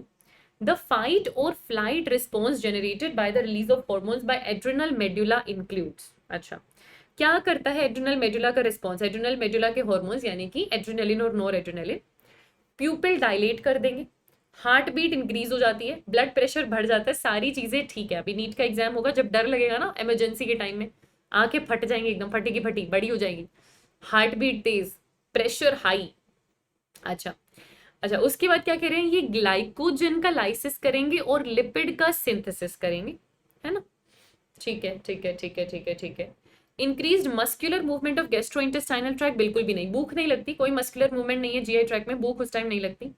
ब्लड ग्लूकोज का लेवल ये बढ़ाते हैं बेटा, ब्लड ग्लूकोज का लेवल याद रखना, ये इंक्रीज करते हैं, ब्लड ग्लूकोज का लेवल कम नहीं करते। और ग्लाइकोजन के ब्रेकडाउन से तो आगे ग्लूकोज बनेगा ना, तो ये ग्लाइकोजन बनाते, स्टोर करके रखते हैं ये, मतलब जो है ब्लड ग्लूकोज का लेवल ये इंक्रीज करते हैं, बट लिपिड सिंथेसिस नहीं है ना, लिपोलाइसिस हो जाएगा, लिपोलाइसिस हो जाएगा, तो ये गलत हो जाएगा उसमें में। तो आंसर क्या हो जाएगा? ए। आंसर क्या हो जाएगा आपके पास? ए, ए हो जाएगा। ठीक है, लिपिड सिंथेसिस ये नहीं करते, नहीं करते। आगे देखो जरा question number 63। Which of the following hormones of adrenal cortex is correctly matched with your source? अच्छा, मिनरलोकॉर्टिकॉइड। अच्छा ठीक है बेटा, अगर आप बात करो कॉर्टेक्स की, एड्रिनल कॉर्टेक्स की, तो 3 तरीके के सेल्स हैं जिनको याद करने का ट्रिक होता है जीएफआर। सबसे बाहर है ग्लोमेरुलोसा, फिर है फेसिक्यूलेटा, फिर है रेटिकुलरिस। ठीक है, तो जो फेसिक्यूलेटा है आपके पास, जो फेसिक्यूलेटा है आपके पास, जो ग्लोमेरुलोसा है, सबसे पहले ग्लोमेरुलोसा की बात करते हैं, बाहर की तरफ आपके पास ग्लोमेरुलोसा है, ये रिलीज करता है मिनरेलोकॉर्टिकॉइड। ठीक है, फिर फेसिक्यूलेटा है आपके पास, ये रिलीज करता है ग्लूकोकॉर्टिकॉइड, और जो रेटिकुलरिस है आपके पास, वो सिक्रीट करता है सेक्स कॉर्टिकॉइड्स। याद रखेंगे, तो मिनरेलोकॉर्टिकॉइड कौन सिक्रीट करे? फेसिक्यूलेटा नहीं। ग्लूकोकॉर्टिकॉइड कौन सिक्रीट करे? ग्लोमेरुलोसा नहीं। एंड्रोजन सेक्स हार्मोन्स हो गए आपके पास, इनको ग्लोमेरुलोसा कर रहा है नहीं, रेटिकुलरिस करता है। ग्लूकोकॉर्टिकॉइड को फेसिक्यूलेटा करता है, ये आंसर होगा। तो आंसर क्या होगा? डी। तो याद रखना बेटा आपको, ग्लोमेरुलोसा मिनरेलोकॉर्टिकॉइड, फेसिक्यूलेटा ग्लूकोकॉर्टिकॉइड और रेटिकुलरिस सेक्स कॉर्टिकॉइड। ठीक है, आगे देखिए question number 64। Glucocorticoid are involve in, glucocorticoid में आपका कॉर्टिसोल आ रहा है जो कि आपका स्ट्रेस हार्मोन है, इसमें आपका कॉर्टिसोल आ रहा है जो कि आपका स्ट्रेस हार्मोन है। तो ये क्या करता है बेटा? कार्बोहाइड्रेट का मेटाबॉलिज्म, ये क्या करता है? कार्बोहाइड्रेट का मेटाबॉलिज्म में इन्वॉल्व है। वैसे जो कॉर्टिसोल है वो लिपिड का ब्रेकडाउन करता है। ठीक है, आगे देखें question number 65। Which of the following sets of physiological functions correctly describe the role of cortisol in human body? Cortisol anti inflammation करेगा, इम्यून सिस्टम को सप्रेस करने का काम करेगा स्ट्रेस के टाइम में। Break down of RBC in spleen नहीं, RBC का फॉर्मेशन करता है। Up regulation of uptake of amino acid and reabsorption of sodium from intestine, reabsorption of sodium from intestine. तो आंसर क्या होगा? ए। ये हमने एनसीईआरटी में पढ़ा है एज इट इज। आपका कोर्टिसोल स्ट्रेस हार्मोन जो है एंटी इन्फ्लेमेटरी रिस्पॉन्स भी रखता है, इम्यून सिस्टम को सप्रेस करने का भी काम करता है, आरबीसी को ब्रेक नहीं करता, आरबीसी का फॉर्म करता है। सोडियम का रीअब्सॉर्प्शन का काम कोर्टिसोल का है ही नहीं, किसकी बात करें? कोर्टिसोल की बात करें ना। सोडियम का रीअब्सॉर्प्शन का काम किसका है? एल्डोस्टेरोन का है, मिनरेलोकॉर्टिकॉइड का है ना, कोर्टिसोल का है ही नहीं। Up regulation of uptake of amino acid, ये प्रोटीन ब्रेक डाउन करेगा, अपटेक नहीं करेगा, अपटेक नहीं करेगा, ब्रेक करेगा, ब्रेक करेगा। ठीक है, तो आंसर क्या होगा? ए। आंसर क्या होगा? ए। इनहिबिट करेगा, अप रेगुलेशन नहीं करेगा, इनहिबिट करेगा। ठीक है, प्रोटीन बनने नहीं देता। आगे देखो क्वेश्चन नंबर 66। टारगेट ऑर्गन या स्ट्रक्चर ऑफ एल्डोस्टेरोन इज, अभी मैंने आपको बताया एल्डोस्टेरोन सोडियम रीअब्सॉर्प्शन करवाता है डीसीटी से। डीसीटी किसका हिस्सा है? रीनल ट्यूब्यूल का। तो आंसर क्या होगा? बी। आंसर क्या होगा? बी। आगे देखो क्वेश्चन नंबर 67। असर्शन रीजन आ रहा है आपके पास। Adrenal medullary hormones regulate the fluid electrolyte balance of the body. अच्छा, एड्रिनल मेडुला में कैटेकोलामाइंस आते हैं, इमरजेंसी हार्मोन, वो फ्लूइड इलेक्ट्रोलाइट बैलेंस नहीं देखते। फ्लूइड इलेक्ट्रोलाइट बैलेंस कौन देखेगा? मिनरलोकॉर्टिकॉइड, ग्लूकोकॉर्टिकॉइड, वो कॉर्टेक्स में है, तो ये गलत है। और असर्शन गलत होती है, आंसर डी चला जाता है कि both assertion reason are false. फिर भी हम रीजन देख लेते हैं। एल्डोस्टेरोन एक ग्लूकोकॉर्टिकॉइड है जी नहीं, एल्डोस्टेरोन मिनरेलोकॉर्टिकॉइड है, तो आंसर होगा डी। ये गलत लिखते हैं बेटा कि असर्शन फॉल्स, रीजन ट्रू, दोनों फॉल्स है, दोनों फॉल्स है। आगे देखें question number 68, which of the following pair of endocrine gland are composite glands. Composite glands NCERT देखोगे तो पैनक्रियास के जस्ट नीचे लिखा हुआ है कि वो कंपोजिट ग्लैंड है। क्यों? वो एक्सोक्राइन भी है, वो एंडोक्राइन भी है, तो पैनक्रियास तो आपके पास आएगा ही आएगा। उसके साथ आप किसको कंपोजिट ग्लैंड यहाँ पर अगर आप आंसर दोगे तो पैनक्रियास के साथ एक जगह थाइमस एक जगह एड्रिनल है, आप करेक्ट में यहाँ पर एड्रिनल दे दोगे, आप करेक्ट में यहाँ पर फिर भी एड्रिनल दे दोगे, क्योंकि चलो न्यूरोट्रांसमीटर भी है और हार्मोन भी है, तो कंपोजिट बोल सकते हैं, तो सी आ जाएगा वहां पे। ठीक है, आगे देखिए question number 69, the cells that make 70% of the cells of pancreatic islets serve to secrete. बेटा याद रखना पैनक्रियाज में दो सेल्स हैं, एक ये आइलेट्स ऑफ लैंगरहंस वाले होते हैं, एक एसिनार सेल्स होते हैं। 99% तो वो एसिनार सेल्स होते हैं जो एंजाइम बनाते हैं, सिर्फ 1% आइलेट्स होते हैं। उस 1% आइलेट्स में भी जो 70% है वो बीटा सेल्स होते हैं। वो बीटा सेल्स होते हैं जिनका काम है इंसुलिन बनाना, जिनका काम है इंसुलिन बनाना, आंसर ए होगा। याद रखना सबसे ज्यादा एंडोक्राइन पार्ट पैनक्रियास का कुछ बनाता है तो इंसुलिन बनाता है। ठीक है, आगे देखिए question number 70, alpha and delta sales. अगर मैं बात करूं पैनक्रियास की, उनके पास बीटा सेल्स होते हैं, उनके पास अल्फा सेल्स होते हैं, उनके पास डेल्टा या गामा सेल्स भी होते हैं। ठीक है, अल्फा सेल्स ग्लूकागोन बनाते हैं, डेल्टा सेल्स सोमैटोस्टैटिन बनाते हैं। जो आपके अल्फा सेल्स हैं वो ग्लूकागोन बनाते हैं और जो डेल्टा सेल्स हैं या गामा सेल्स हैं वो सोमैटोस्टैटिन बनाते हैं। सोमैटोस्टैटिन का काम क्या होता है? सोमैटोस्टैटिन का काम क्या होता है? ग्लूकागोन और इंसुलिन के फंक्शन को कम करना। अगर ज्यादा सिक्रीशन हो रहा है तो इंसुलिन और ग्लूकागोन को कम करने का काम होता है, तो आंसर क्या होगा? सी। आंसर क्या होगा? सी। आगे देखो question number 71, which of the following hormones is correctly matched with its description या effect? हाइपरग्लाइसीमिक हार्मोन ग्लूकागोन, सही बात है, ब्लड ग्लूकोज लेवल बढ़ाता है। हाइपोग्लाइसीमिया करता है? नहीं, वो तो इंसुलिन करता है। हाइपर कैल्सिमिक कैल्सिटोनिन होता है? नहीं, ये हाइपोकैल्सिमिक होता है। एडिसन्स डिसीज कैटेकोलामाइन से होती है? नहीं, एड्रिनल कॉर्टेक्स के हार्मोन्स के हाइपोसिक्रेशन से होती है। और कैटेकोलामाइन मेड्यूला में होता है, मेड्यूला में होता है। तो आंसर क्या होगा बेटा? ए। करेक्टली मैच्ड क्या है आपके पास? ए। आगे देखिए 72, विच of the given statement correctly differentiate glycogenolysis and glycogenesis. Glycogenolysis मतलब ग्लाइकोजन का लाइसिस करना, तोड़ना। ग्लाइकोजिनेसिस मतलब ग्लाइकोजन का बनाना। ठीक है, तो ग्लाइकोजिनोलाइसिस में ग्लाइकोजन का फॉर्मेशन होगा? जी नहीं, ग्लाइकोजिनोलाइसिस में ग्लाइकोजन का ब्रेकडाउन होगा ग्लूकोज में, और ये काम इंसुलिन करेगा। इंसुलिन ग्लाइकोजन का ब्रेकडाउन नहीं करता, फॉर्मेशन करता है, तो ये गलत हो जाएगा। Glycogenesis is the conversion of glucose into glycogen, और ये इंसुलिन करवाता है। ये स्टेटमेंट एकदम ठीक है, क्योंकि इंसुलिन ग्लूकोज का अपटेक करता है, अपटेक करने के लिए कहता है ना, टारगेट टिश्यूज में, और इंसुलिन का ग्लूकोज का अपटेक होने के बाद उसे ग्लाइकोजन में कन्वर्ट करके स्टोर किया जाता है। तो आंसर क्या होगा? सी। ठीक है जी, ठीक है जी। नेक्स्ट देखो 73, डायबिटीज मेलाइटस। इंसुलिन की कमी से होता है ये, है ना। डिसऑर्डर है कार्बोहाइड्रेट मेटाबॉलिज्म का, जी है।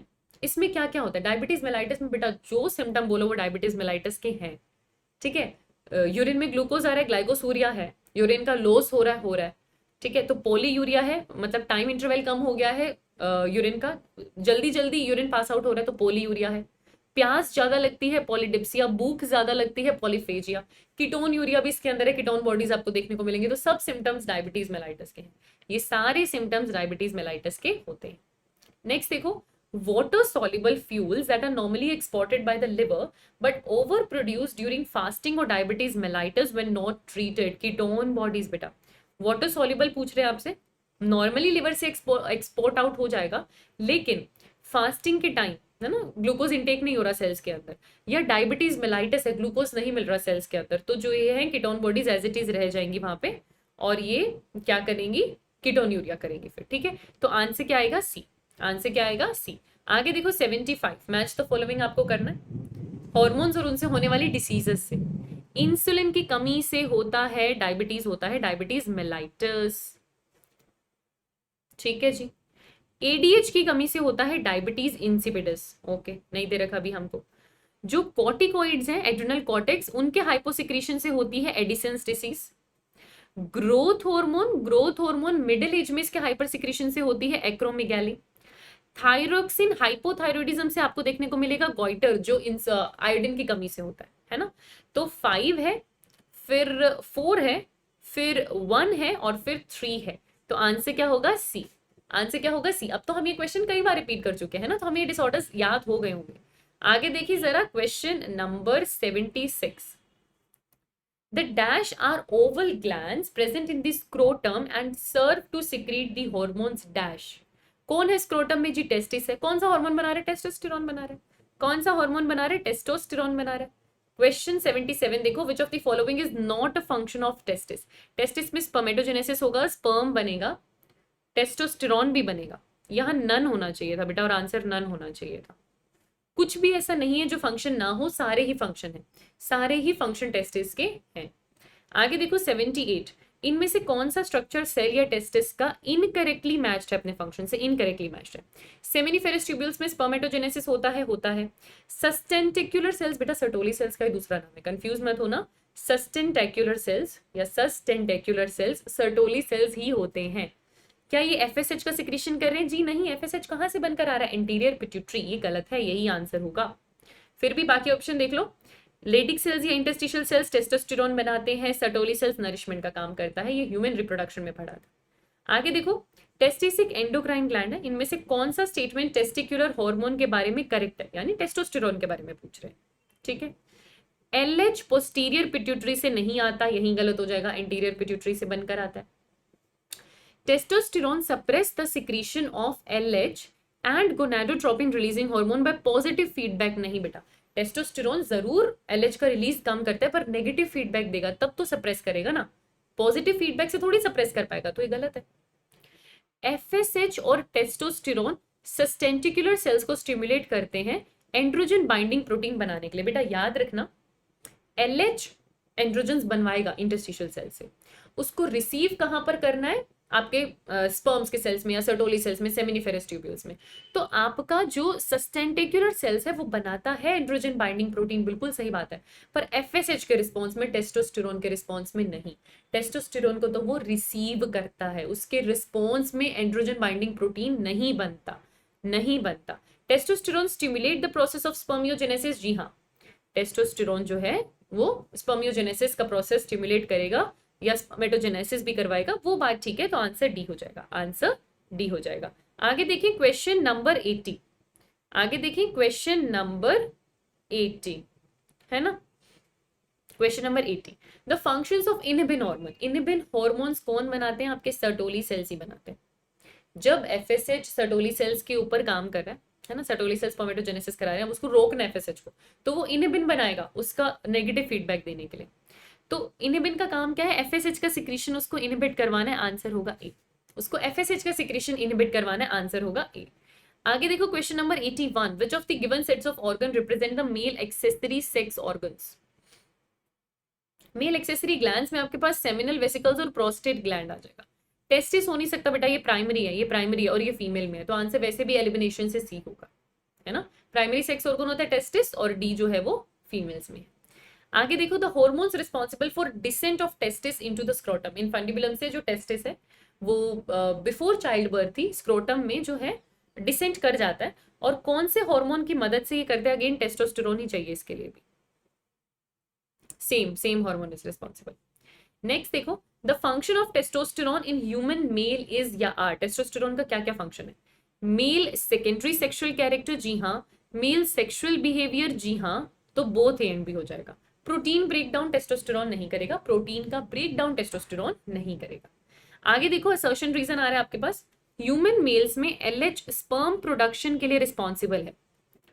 एलएच इंटरस्टिशियल सेल्स को कहेगा टेस्टोस्टेरोन बनाने के लिए, उससे स्पर्म प्रोडक्शन होगा, उससे स्पर्म प्रोडक्शन होगा, तो ठीक है, इनडायरेक्टली ये ठीक है। FSH and testosterone interstitial cell को स्टिमुलेट करते हैं, एबीपी बनाने के लिए नहीं। पहली बात, इंटरस्टिशियल सेल्स एबीपी या एंड्रोजन बाइंडिंग प्रोटीन नहीं बनाता, सर्टोली सेल्स बनाते हैं, तो ये गलत है। असर्शन ट्रू है, रीजन फॉल्स है, आंसर सी होगा। असर्शन ट्रू है, रीजन फॉल्स है, आंसर सी होगा। आगे देखो 85। Androgens are responsible for libido in both human males and female. Source of androgen in human female. बेटा एंड्रोजन मेल में कौन बना रहा है? आपके इंटरस्टिशियल सेल्स बना रहे हैं। फीमेल्स में भी एंड्रोजन बनते हैं, देखो फीमेल सेक्स ऑर्गन्स है एस्ट्रोजन प्रोजेस्टेरॉन जो ओवरीज में बन रहे हैं, ठीक है। कुछ और एंड्रोजेनिक हार्मोन्स एड्रिनल कॉर्टेक्स में, जो जोना रेटिकुलरिस है, सेक्स हार्मोन, सेक्स कॉर्टिकॉइड्स बना रही है, वहां से एंड्रोजन्स बनते हैं। तो फीमेल बॉडी में एंड्रोजन्स का एक इंपॉर्टेंट सोर्स एड्रिनल कॉर्टेक्स है, याद रखना। एंड्रोजन स्पेसिफिकली पूछा है तो एक बहुत इंपॉर्टेंट सोर्स एड्रिनल कॉर्टेक्स होता है। आगे देखिए question number 86, which of the following set of hormone is known as female sex hormones. Female sex hormone बेटा एस्ट्रोजन और प्रोजेस्टेरोन है। गोनाडोट्रोपिन्स एफएसएच एलएच है, सेक्स हार्मोन्स ईस्ट्रोजन प्रोजेस्टेरोन है, answer होगा बी। आगे देखो question number 87, match the following आपको करना है। फॉलिकल्स की डेवलपमेंट तो एफएसएच करता है, आपको पता है, ओवरियन फॉलिकल्स की। अच्छा, ओवरियन फॉलिकल से रिलीज क्या होगा, ईस्ट्रोजन होगा जी। कॉर्पस ल्यूटियम प्रोजेस्टेरोन बनाएगा। मेमरी ग्लैंड्स का डेवलपमेंट प्रोलैक्टिन करेगा। ग्राफियन फॉलिकल का रप्चर एलएच करेगा ओव्यूलेशन से पहले, है ना। तो 4 1 2 3 यानी कि बी, आंसर क्या हो जाएगा, बी। बहुत बढ़िया। आगे देखो question number 88, a temporary endocrine gland in human body, सबसे temporary endocrine gland corpus luteum है। ग्राफियन फॉलिकल के रप्चर के बाद बचे हुए सेल्स में से बनता है और प्रोजेस्टेरोन सिक्रीट करता है, तो काफी टेम्पररी एंडोक्राइन ग्लैंड ये है।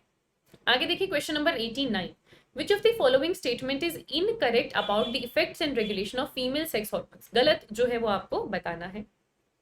Ovarian and uterine cycles are under the regulation of gonadotropin releasing hormone, सही बात है। जीएनआरएच गोनाडोट्रोपिन्स को भेजेगा तो पूरी ये मेंस्ट्रुअल साइकिल चलेगी, सही बात है। फीमेल्स में एफएसएच फॉलिकल्स का डेवलपमेंट करवाता है, सही बात है। ओवरियन फॉलिकल्स ईस्ट्रोजन बनाते हैं एफएसएच और एलएच के इन्फ्लुएंस के अंदर, सही बात है। Oestrogen from ovarian follicles is converted into progesterone, नहीं, प्रोजेस्टेरोन अलग रिलीज होता है, ईस्ट्रोजन को प्रोजेस्टेरोन में कन्वर्ट किया नहीं जाता, ये इनकरेक्ट है, आंसर डी होगा। यही इनकरेक्ट है, आंसर डी होगा। आगे देखो, which of the following hormone regulate the formation of corpus luteum and stimulate it to release hormone LH। Ovulation किसने करवाया, LH। ओव्यूलेशन के बाद कॉर्पस ल्यूटियम मेंटेन कौन करेगा, LH। उसमें से प्रोजेस्टेरोन सिक्रीशन के लिए LH, सब काम किसके पास आएगा, LH। 91 देखो, which of the following hormone is secreted by corpus luteum, progesterone. अब तो हम 3-4 बार रिवाइज कर चुके हैं, प्रोजेस्टेरोन। आगे देखो 92, which of the following statement is incorrect, गलत बताना है, इनकरेक्ट बताना है। Testis in ovary function as a primary sex organ as well as endocrine gland, जी हाँ। ओवरीज थोरैसिक कैविटी में है, नहीं, एब्डोमिनल कैविटी में, इनकरेक्ट तो मिल गया आपको। ओवरी ओवम बनाती हैं, 2 तरीके के स्टेरॉइड हार्मोन बनाती है, एस्ट्रोजन और प्रोजेस्टेरोन। ओवरी में बहुत सारे ओवरियन फॉलिकल्स और स्ट्रोमल टिश्यू है, सही बात है, तो इनकरेक्ट बी ही है बेटा, क्योंकि थोरैसिक नहीं एब्डोमिनल कैविटी, थोरैसिक नहीं एब्डोमिनल कैविटी। आगे देखो, which of the following hormone is synergistic to human growth hormone, मतलब उसका काम ह्यूमन ग्रोथ हार्मोन जैसा ही है। इसमें से कौन हो सकता है, ये 4 आपको दिख रहे हैं, इसमें से कौन ग्रोथ हार्मोन वाला काम करेगा बेटा, इसमें से कौन सा ग्रोथ हार्मोन वाला काम कर सकता है, ईस्ट्रोजन। फीमेल की ग्रोथ करवाता है, फीमेल की सेकेंडरी सेक्सुअल कैरेक्टर्स की ग्रोथ कराता है और फीमेल की बॉडी की भी ग्रोथ कराता है ना। तो ईस्ट्रोजन जो है ग्रोथ हार्मोन, ग्रोथ में मदद कर रहा है, तो सबसे ज्यादा सिनर्जिस्टिक जो होगा ना वो ईस्ट्रोजन ही होगा यहाँ, है ना। आगे देखिए question number 94, after ovulation the ruptured follicles is converted into corpus luteum. बचे हुए रप्चर्ड फॉलिकल्स क्या बनाते हैं, कॉर्पस ल्यूटियम, ये तो ऑप्शन में नहीं है। कैलोसम नहीं होगा, ग्राफियन फॉलिकल नहीं होगा, एफएसएच तो बिल्कुल भी नहीं, फॉलिकल्स में से एफएसएच और एलएच नहीं आता, प्रोजेस्टेरोन आता है बेटा, आंसर कॉर्पस ल्यूटियम होता है।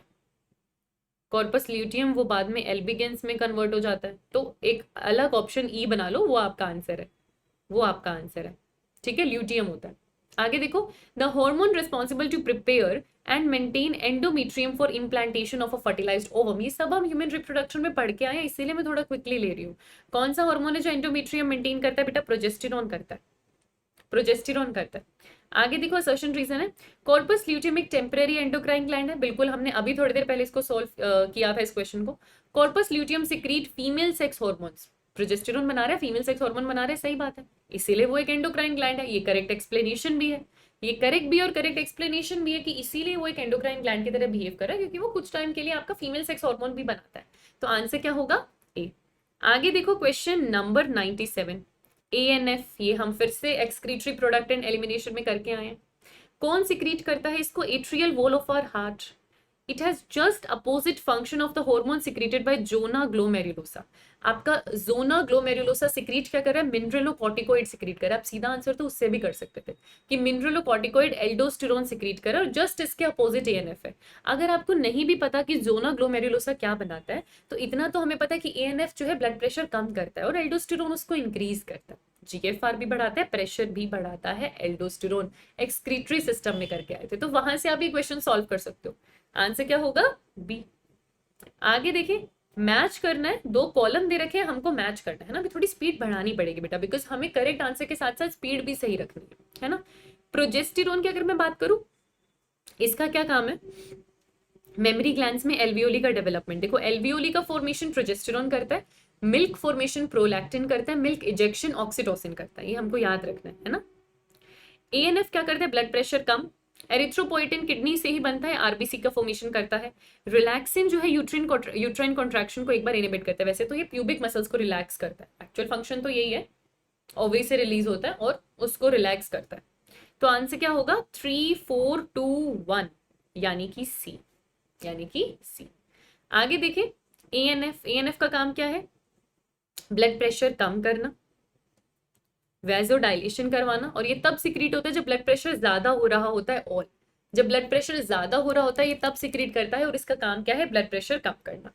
आगे देखो, आगे देखो, गैस्ट्रिन, ये आपके स्टमक के अंदर जो जी सेल्स हैं गैस्ट्रिक ग्लैंड के, वो सिक्रीट करते हैं। सिक्रेटिन, ये ड्यूडेनम में एस सेल्स होते हैं, वो सिक्रीट करते हैं, पैनक्रेटिक सिक्रीशन इंक्रीज करते हैं। कोलेसिस्टोकाइनिन, ये आपके पास आई सेल्स होते हैं ड्यूडेनम में, वो सिक्रीट करते हैं, जो बाइल का सिक्रेशन, पैनक्रियास का सिक्रेशन दोनों का करते हैं। गैस्ट्रिक इनहिबिटरी पेप्टाइड, ये ड्यूडेनम में के सेल्स होते हैं, वो सिक्रीट करते हैं। तो ये 4 पेप्टाइड हार्मोन है, बिल्कुल। इनको कौन सिक्रीट कर रहा है? एक हार्मोन स्टमक का है, बाकी 3 स्मॉल इंटेस्टाइन के हैं। तो आंसर क्या होगा? जीआई ट्रैक्ट, कि गैस्ट्रो इंटेस्टाइनल ट्रैक्ट के सेल्स इसको सिक्रीट कर रहे हैं, है ना, क्योंकि सारे स्टमक के नहीं है, सारे स्मॉल इंटेस्टाइन के नहीं है। आंसर सी होगा, पैनक्रियास का तो एक भी नहीं है। आगे देखो, आपको रॉन्ग मैच, अच्छा, विच of the following is wrongly matched with its function, और बाद में दे रखा है करेक्ट ऑप्शन चूज करने को। ये ऐसा कैसा क्वेश्चन, ये ऐसा कैसा क्वेश्चन है? एक बार रॉन्ग बोला और दूसरी बार मैच करने को बोला। अच्छा चलो देखते हैं। गैस्ट्रिन आपको पता है, स्टमक के ग्लैंड्स सिक्रीट करते हैं इसको। इसका काम है गैस्ट्रिक जूस का सिक्रीशन इंक्रीज करना। गैस्ट्रिक इनहिबिटरी पेप्टाइड जो है वो गैस्ट्रिक सिक्रीशन कम करता है ना, के सेल्स बनाते हैं, गैस्ट्रिक का सिक्रीशन कम करने का काम करता है। सिक्रेटिन जो है वो पैनक्रेटिक जूस का सिक्रीशन करता है। कोलेसिस्टोकाइनिन जो है वो पैनक्रियास के साथ साथ बाइल जूस का भी सिक्रीशन करता है। तो आंसर क्या होगा आपके पास? 3 1 2 3 1 4 और 2, 4 और 2, यानी कि ए, यानी कि ए। आंसर क्या होगा? ए। आगे देखो, 102, identify the hormone with its correct matching of source and function. Oxytocin posterior pituitary से आ रहा है। Growth and maintenance of memory gland नहीं, growth and maintenance of memory gland is by progesterone. Oxytocin milk ejection है, ठीक है जी, तो ये तो गलत है जी, आपको करेक्ट बताना है। मेलेटोनिन पीनियल ग्लैंड से रिलीज होता है, it regulates the normal rhythm of sleep wake cycle, ये सही है। प्रोजेस्टेरोन कॉर्पस ल्यूटियम से सिक्रीट होता है। Growth and activity of female secondary sex organ नहीं, ये काम ईस्ट्रोजन का है, प्रोजेस्टेरोन का नहीं है। एएनएफ वेंट्रिकल की वॉल से रिलीज होता है और ये ब्लड प्रेशर इंक्रीज करने का काम करता है, नहीं डिक्रीज करने का काम करता है। आंसर बी होगा, आंसर बी होगा, करेक्ट आंसर बी होगा। आगे देखो, 103, असर्शन रीजन आपको दे रखा है यहाँ पे। Hormones are also secreted by tissues that are not endocrine gland, है ना, नहीं है endocrine gland, pancreas, testis, ovary, उनसे भी secrete हो रहा है, ठीक है। Kidney secrete the hormone atrial natriuretic factor, जी नहीं, हार्ट की मसल्स करती है। तो असर्शन ट्रू है, रीजन फॉल्स है, असर्शन ट्रू है, रीजन फॉल्स है। आगे देखो, assertion reason, duodenum serves endocrine function and secrete secretin hormone. अभी आपने देखा ड्यूडेनम करता है, सही बात है। Gastrin hormone from the mucosa of stomach stimulates the secretion of gastric glands, बिल्कुल सही बात है, पर ये एक दूसरे को एक्सप्लेन नहीं कर रहे। सिक्रेटिन ड्यूडेनम से सिक्रीट हो रहा है, गैस्ट्रिन स्टमक से सिक्रीट हो रहा है, बट एक दूसरे को एक्सप्लेन नहीं कर रहे, है ना। तो आंसर क्या होगा? बी। हैं दोनों करेक्ट, बट एक दूसरे को एक्सप्लेन नहीं कर रहे, आंसर क्या होगा? बी। आगे देखो, आगे देखो, क्वेश्चन नंबर क्वेश्चन नंबर क्या आएगा आपके पास? 105। 105।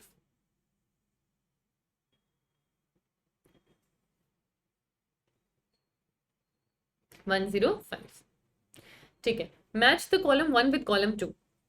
पेप्टाइड पॉलीपेप्टाइड हार्मोन आपको बताना है। कौन सा हार्मोन यहाँ पर आपके पास पॉलीपेप्टाइड है? स्टेरॉइड, आइडोथायरोनिन और amino acid derivative. Amino acid derivative epinephrine और नॉन एपिनेफ्रिन होता है। ठीक है, अमीनो एसिड डेरिवेटिव एपिनेफ्रिन और नॉन एपिनेफ्रिन होता है। स्टेरॉइड हार्मोन्स आपके पास आइडोथायरोनिन, T3 T4। स्टेरॉइड आपके पास क्या है बेटा? स्टेरॉइड आपके पास कोर्टिसोल, टेस्टोस्टेरोल, एस्ट्राडायोल और प्रोजेस्टेरोन है। Sex hormones steroid in nature है ना? है ना? ठीक है। अच्छा, पेप्टाइड पॉलीपेप्टाइड में आपके पास क्या आ जाएंगे? पिट्यूटरी, पैनक्रिएटिक, ये सब पेप्टाइड पॉलीपेप्टाइड है। और आइडोथायरोनिन्स में आपके पास क्या है? T3 और T4। T3 और T4। तो क्या हो जाएगा यहाँ पे? 4 3 2 1, यानी कि बी। बी आंसर क्या हो जाएगा? बी। 4 3 2 1। देख लो एक बार, यहाँ पे देख लो दोबारा से, आंसर क्या होगा? बी। आगे देखो 106। Steroid hormones initiate the production of target cell substances in which manner. अब स्टेरॉइड हार्मोन है तो ये सेकेंडरी मैसेंजर नहीं बनाएंगे, मेम्ब्रेन प्रोटीन से नहीं जुड़ेंगे, ये सीधा अंदर जाते हैं, न्यूक्लियस के अंदर जाते हैं, रिसेप्टर से बाइंड करते हैं और ये ट्रांसक्रिप्शन को रेट बढ़ाते हैं या कम करने का काम करते हैं। तो ये जो है ट्रांसक्रिप्शन के साथ ही रेगुलेशन करते हैं। ठीक है, बढ़िया। आगे देखो question number 107। Why do some hormones first messenger need to trigger a secondary messenger to activate a target cell. कि क्यों सेकेंडरी मैसेंजर बनाना पड़ता है पहले प्राइमरी मैसेंजर को? क्योंकि फर्स्ट मैसेंजर को एटीपी का एक्टिवेशन चाहिए? नहीं, क्योंकि फर्स्ट मैसेंजर प्लाज्मा मेम्ब्रेन नहीं क्रॉस कर सकता था, तो उसको एक सेकेंडरी मैसेंजर बनाना पड़ेगा अपनी इंफॉर्मेशन आगे लेके जाने के लिए। आंसर क्या होता है बेटा? बी। आंसर क्या होगा यहाँ पे? बी, बिकॉज वो क्रॉस नहीं कर सकता सेल मेम्ब्रेन, इसलिए। आगे देखो question number 108। Which of the following category of hormone is incorrectly matched? Insulin protein hormone है, कोर्टिसोल स्टेरॉइड है बेटा, एड्रिनल कॉर्टेक्स के सारे हार्मोन स्टेरॉइड होते हैं, सारे हार्मोन स्टेरॉइड होते हैं। आइडोथायरोनिन में T3 T4 थायराइड के हार्मोन आ जाएंगे। अमीनो एसिड डेरिवेटिव में एपिनेफ्रिन आता है, ऑक्सीटोसिन नहीं। एपिनेफ्रिन आता है, ऑक्सीटोसिन नहीं। 109 देखो। Which of the following categories of hormone is water insoluble, यानी फैट सोल्यूबल पूछ रहे हैं आपसे। फैट सोल्यूबल कौन होंगे? स्टेरॉइड। फैट सोल्यूबल कौन होंगे? स्टेरॉइड। सीधा सीधा आंसर क्या होगा? डी। इनमें से कौन सा हार्मोन एक सेकेंडरी मैसेंजर है? CAMP, IP3, कैल्शियम, तीनों तीनों ही सेकेंडरी मैसेंजर होते हैं। CAMP, IP3, कैल्शियम, DAG, ये सब सेकेंडरी मैसेंजर के एग्जांपल्स होते हैं। विच of the following hormone does not act by a secondary messenger? Secondary messenger की जरूरत किसको नहीं पड़ेगी? जो एक स्टेरॉइड हार्मोन है। इसमें से स्टेरॉइड हार्मोन कौन है बेटा? टेस्टोस्टेरोन। सेक्स हार्मोन स्टेरॉइड होते हैं ना, टेस्टोस्टेरोन, एस्ट्रोजन, प्रोजेस्टेरोन, ये सब। तो आंसर क्या होगा? डी। आगे देखो 112। Which of the given sets of endocrine gland secrete या release only water soluble hormone? इसमें से किसके पास सिर्फ वाटर सॉल्युबल हार्मोन्स होंगे? अच्छा, चलो देख लेते हैं, देख लेते हैं, देख लेते हैं। थायराइड वाले हटा दो, क्योंकि थायराइड आपको पता है आइडोथायरोनिन स्टेरॉइड होता है ना। तो जहां आपके पास थायराइड आ रहा है उसको हटा दो, जहां थायराइड आ रहा है उसको हटा दो। अब पैराथायराइड के साथ पीनियल है और पैराथायराइड के साथ पैनक्रियास है। तो आपसे क्या पूछ रहे हैं? विच of the given sets of endocrine gland release only water soluble hormones? बेटा अब यहां पर मुझे लग रहा है जो करेक्ट आंसर है वो पीनियल होगा, पीनियल जाना चाहिए। पैनक्रियास कंपोजिट ग्लैंड है ना, तो ओनली हॉर्मोन्स तो वैसे ही ओनली वर्ड उसके साथ नहीं आना चाहिए, उसके पास एंजाइम्स भी हैं। तो करेक्ट यहाँ पर बी जाएगा, करेक्ट यहाँ पर बी जाएगा। आगे देखो 113। एपिनेफ्रिन बहुत बार रिवाइज करवा चुकी हूँ, हर एक क्वेश्चन में हम बार बार देख रहे हैं अमीनो एसिड डेरिवेटिव है। एपिनेफ्रिन कौन सा डेरिवेटिव है आपके पास? अमीनो एसिड से बना हुआ डेरिवेटिव है। ठीक है, आगे देखो। Which of the given hormone is incorrectly matched with its source of amino acid? ये कुछ हार्मोन्स हैं जो अमीनो एसिड से बने, आपको इनकरेक्ट मैच बताना है। बेटा ये क्वेश्चन डायरेक्ट एनसीईआरटी में नहीं मिलेगा, बट जो है यहीं पर रिवाइज कर लो, ठीक है, आपके काम ही आ सकता है ना। अच्छा, तो एक चीज याद रखना बहुत इंपॉर्टेंट है, सेरोटोनिन और मेलेटोनिन ये दोनों ट्रिप्टोफैन से बनते हैं। सेरोटोनिन और मेलेटोनिन दोनों टोनिन ट्रिप्टोफैन से बनते हैं, तो ये इनकरेक्ट है। H से हिस्टामिन, H से हिस्टिडीन, हिस्टिडीन से बनता है।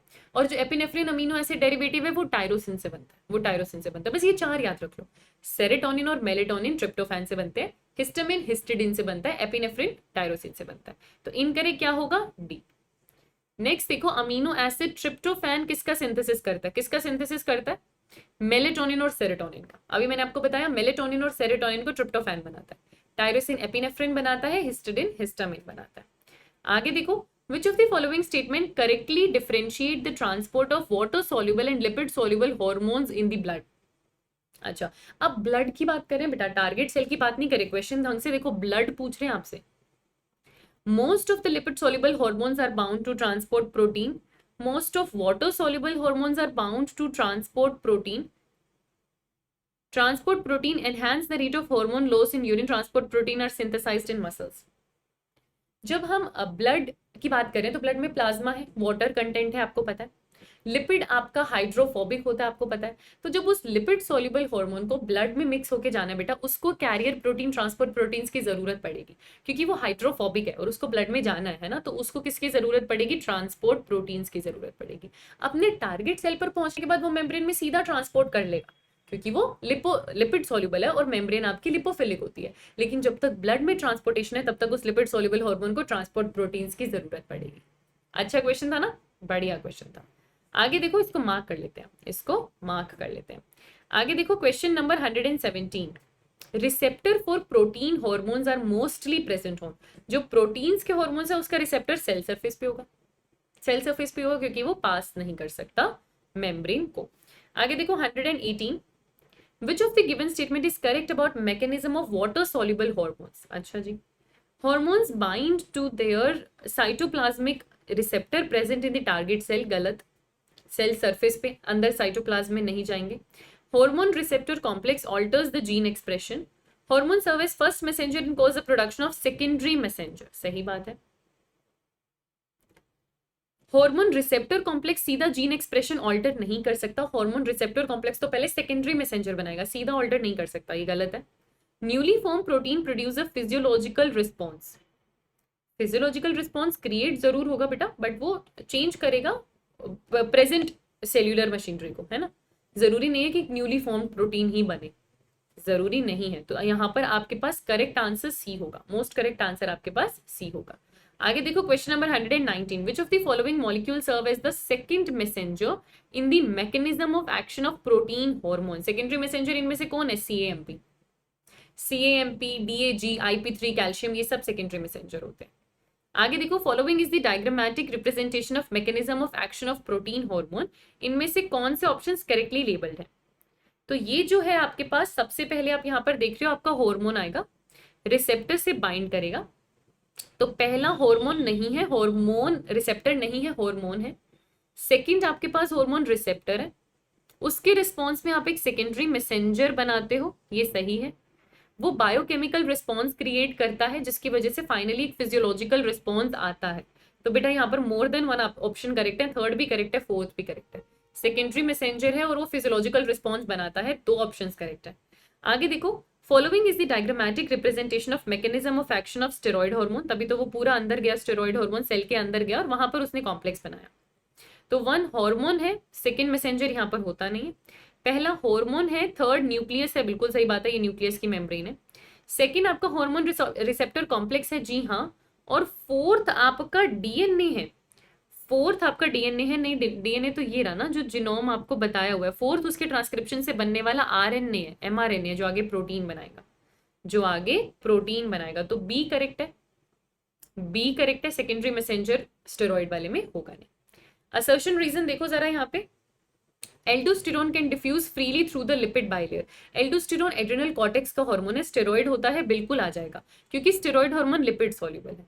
तो करेक्ट भी है और करेक्ट एक्सप्लेनेशन भी है। यही बताया ना आपको कि लिपिड हार्मोन पास कर सकते हैं, स्टेरॉइड हार्मोन पास कर सकते हैं, वो लिपिड सॉल्युबल होते हैं, और एल्डोस्टेरोन भी एक स्टेरॉइड हार्मोन होता है। आगे देखो, assertion reason, receptors for steroid hormone are present on cell surface, जी नहीं। Receptor for protein hormones are present in nucleus, जी नहीं, दोनों गलत है, दोनों गलत है, उल्टे लिखे हुए हैं बेटा, उल्टे लिखे हुए हैं, है ना। स्टेरॉइड के न्यूक्लियस में होते हैं और प्रोटीन के सेल सरफेस पे होते हैं। आगे देखो 124, असर्शन रीजन आ रहा है फिर से, सीएएमपी सेकेंडरी मैसेंजर है प्रोटीन्स हार्मोन्स के लिए, सही बात है। इंसुलिन एक प्रोटीन हार्मोन है, बिल्कुल सही बात है, पर ये इसका करेक्ट एक्सप्लेनेशन नहीं है, तो आंसर बी होगा। स्टेटमेंट दोनों सही है बट ये करेक्ट एक्सप्लेनेशन नहीं है, तो आंसर बी होगा। और यहाँ पर अपना chemical control and coordination complete कर लिया। क्वेश्चंस तो हमने कर लिए, बट एक क्वेश्चन जो मेरे दिमाग में आ रहा है वो हमने यहाँ पर अभी किया था। हमने क्वेश्चन किया था डायरेक्ट कंट्रोल में, एक बार उसको हम दोबारा देख लेते हैं बेटा। ये वाला 17th क्वेश्चन एक बार दोबारा देखो। हमने पूरे क्वेश्चन सॉल्व कर लिए, पर ये मेरे दिमाग में रह रहा था और कोई ना कोई बोलेगा भी वैसे भी। अच्छा कौन सा इसमें से करेक्ट है? देखो, सोमैटोस्टैटिन हाइपोथैलेमस से आता है हाइपोथैलेमिक हार्मोन पिट्यूटरी ग्लैंड पे जाते हैं, हाइपोफाइजियल हाइपोपोर्टल सिस्टम से जाते हैं। जी हाँ। क्या interior pituitary direct neural regulation में है? डायरेक्ट न्यूरल रेगुलेशन तो नर्व एंड या एक्सोन का एंड इंटीरियर पिट्यूटरी तक जाना चाहिए था, पर डायरेक्ट नहीं है। वो हार्मोन ब्लड में आते हैं और पोर्टल सिस्टम से आता है। डायरेक्ट न्यूरल कंट्रोल में पोस्टीरियर पिट्यूटरी है, पूरा एक्सोन का एंडिंग। आप ये डायग्राम देखो, ये न्यूरॉन है, ये न्यूरॉन का डायरेक्ट एंडिंग जो आ रहा है पोस्टीरियर पिट्यूटरी में आ रहा है। पर anterior pituitary direct neural control नहीं है, वो वहां से हार्मोन बनाकर आगे भेज देती है ना। तो वो इनडायरेक्ट है, वो डायरेक्ट कंट्रोल नहीं है, वो डायरेक्ट कंट्रोल नहीं है। मुझे पहले भी यही लग रहा था। तो ये जो है इसको आप इनकरेक्ट करो और टोटल जो करेक्ट है वो दो होंगे, ये ज्यादा करेक्ट होना चाहिए। ठीक है, तो मुझे था कि लास्ट में एक बार इसको मैं करेक्ट करवा दूंगी आप लोगों को। यहाँ पर हमने सारे क्वेश्चंस कंप्लीट कर लिए। लिख देना कमेंट सेक्शन में कि केमिकल ऑल्सो डन। एक और चैप्टर आपने कर लिया। जैसे जैसे हम आगे बढ़ रहे हैं कॉन्फिडेंस भी बढ़ना चाहिए। क्वेश्चंस जो नहीं आते उनको हम रिवाइज कर लेंगे इस चैप्टर में। मैं एक आपको डिस्क्लेमर दे दूं पहले। डिस्क्लेमर तो क्या, एंड हो गया तो, लेकिन आपको कुछ ऐसे क्वेश्चंस मिले होंगे जो आपने डायरेक्टली एनसीईआरटी में नहीं देखे होंगे, तो घबराना मत। ये घबराने के लिए नहीं है, ये क्वेश्चंस आपकी प्रैक्टिस के लिए है। ये घबराने के लिए नहीं है बेटा, ये क्वेश्चंस आपकी प्रैक्टिस के लिए है ना। तो आप सॉल्व करो। जो नहीं आता था आपने यहाँ पर सीख लिया। जो डायरेक्ट एनसीईआरटी से हुए बहुत बढ़िया, जो डायरेक्ट एनसीईआरटी से आपसे नहीं हो पाए और नहीं याद हो पा रहे तो छोड़ देना, हो पा रहे तो बहुत ही बढ़िया बात है। प्रैक्टिस करते रहो, सॉल्व करते रहो। हम मिलेंगे अगली वीडियो में, न्यूरल कंट्रोल एंड कोऑर्डिनेशन में कर लेंगे। कमेंट सेक्शन में लिख देना कि केमिकल आपने कर लिया, आपके अपने कॉन्फिडेंस के लिए कि धीरे धीरे टिक मार्क लगता जा रहा है एक एक स्टेप स्टॉन पे, है ना। तो कीप लर्निंग। हम मिलेंगे अगले चैप्टर के साथ।